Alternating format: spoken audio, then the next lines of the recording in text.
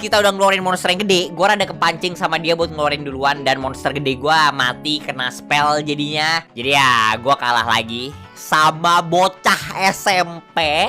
Langsung bad mood gue parah. Tapi untungnya lagi ternyata temen gue kalah juga. Jadi abis denger itu langsung baik lagi jasmani rohani gue. Ronde ketiga setelah gue sengit dan susah parah banget, berusaha sekuat tenaga mungkin, gue pun menang. Dan lawan gue nggak ada lawannya. Dia ada urusan darurat, jadi dia harus pergi, nggak bisa main. Dan gue dapat menang gratis. Yeay. Tapi sialnya temen gue juga menang. Dan dia lawan orang beneran sih. Hoki lah, hoki.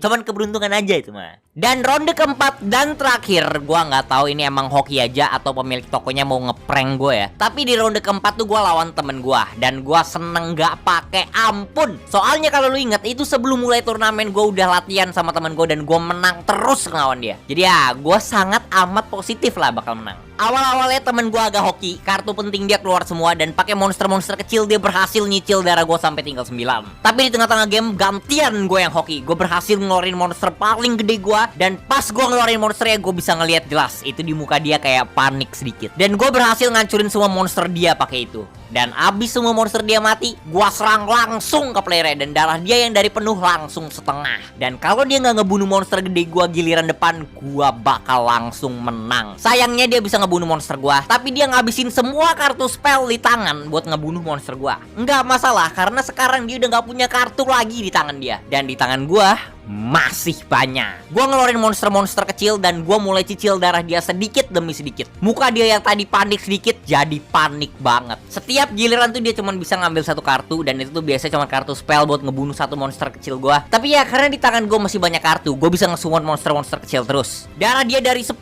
tadi habis digebukin monster gede gue, sekarang tinggal 2. Dan nanti giliran berikutnya gue bakal pasti menang 100%. Gak ada apa-apa lagi yang bisa dilakuin soalnya ada 5 monster yang gue summon. Kayak mustahil aja gitu dia bisa ngapa-ngapain. Tapi pas dia ngambil satu kartu terakhir sebelum dia kalah, tiba-tiba dia senyum.